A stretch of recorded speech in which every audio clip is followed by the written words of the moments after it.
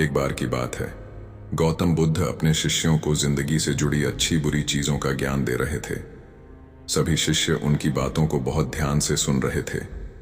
उन सभी में एक शिष्य ऐसा था जिसे प्रश्न पूछने की बहुत आदत थी। वो उठकर गौतम बुद्ध के पास गया और उनसे बोला, आप हमें जिंदगी के बारे में जो कुछ सिखा रहे हैं उस सब का क्या फायदा, क्योंकि हम में से बहुत से बच्चों को ये भी नहीं पता कि हमारे जीवन का मूल्य क्या है और ये जीवन हमारे लिए कितना कीमती है। पहले आप हमें ये बताइए कि इस जीवन का मूल्य क्या है। अपने शिष्य की बात सुनकर गौतम बुद्ध अपने कक्ष में गए और एक चमकता हुआ पत्थर का टुकड़ा लेकर आए। वो टुकड़ा उन्होंने अपने शिष्य को दिया और बोले, मैं तुम्हें इस जीवन का मूल्य तब बताऊंगा जब तुम इस पत्थर का सही मूल्य पता लगा कर आओगे। साथ ही ये ध्यान रखना कि तुम्हें ये पत्थर का टुकड़ा किसी को बेचना नहीं है। गौतम बुद्ध की बात मानकर वो शिष्य बाजार की तरफ चला गया। बाजार में सबसे पहले उसकी नजर एक फल बेचने वाले पर पड़ी और उसने वो पत्थर उस फल वाले को दिखाया और बोला, इस पत्थर के बदले आप मुझे कितने फल दे सकते हो? फल वाला बोला, ये पत्थर कुछ खास तो नहीं है, लेकिन फिर भी इसके बदले में तुम्हें 10 केले दे सकता हूं। वो शिष्य उस पत्थर को लेकर आगे चला गया। फिर उसे एक सब्जी वाला मिला। शिष्य ने उस सब्जी वाले से उस पत्थर की कीमत पूछी। सब्जी वाले ने उस पत्थर को ध्यान से देखा और बोला, इस पत्थर की कीमत के बदले में तुम्हें ज्यादा से ज्यादा एक बोरी भरकर सब्जियां दे सकता हूं। इसके बाद वो शिष्य उस पत्थर को लेकर एक सोने के व्यापारी के पास गया। उस पत्थर की टुकड़े की चमक देखते ही उस सोनार ने उसकी कीमत 100 सोने के सिक्के लगाई। शिष्य ने वो टुकड़ा बेचने से मना किया तो वो सोनार उसके बदले 200 सोने के सिक्के देने को भी राजी हो गया, लेकिन शिष्य ने वो पत्थर नहीं बेचा। इसके बाद वो शिष्य एक हीरों के व्यापारी के पास गया और उनके सामने उसने वो पत्थर के टुकड़े को रख दिया।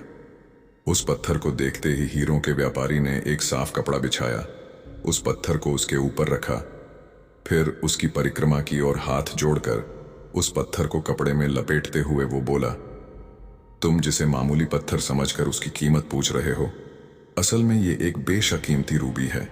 ऐसा रूबी हर किसी को नहीं मिलता। मैं अगर अपना सब कुछ बेच भी दूं तो भी इसकी कीमत नहीं चुका सकता। उस व्यापारी की बातें सुनकर वो शिष्य हैरान हो गया। वो दौड़ा दौड़ा सीधा बुद्ध के पास आया और उन्हें उसने जो कुछ भी बाजार में हुआ वो सब बताया। उसकी अचरज भरी बातें सुनकर गौतम बुद्ध बोले, तुम्हारे सवाल का जवाब इस रूबी की कीमत में ही छिपा है। हमारा जीवन भी एक रूबी है।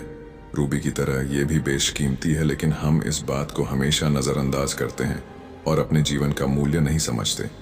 हम दूसरों को देखकर और उनके जैसा जीवन जीने की कोशिश में अपने जीवन की कीमत को कम कर देते हैं।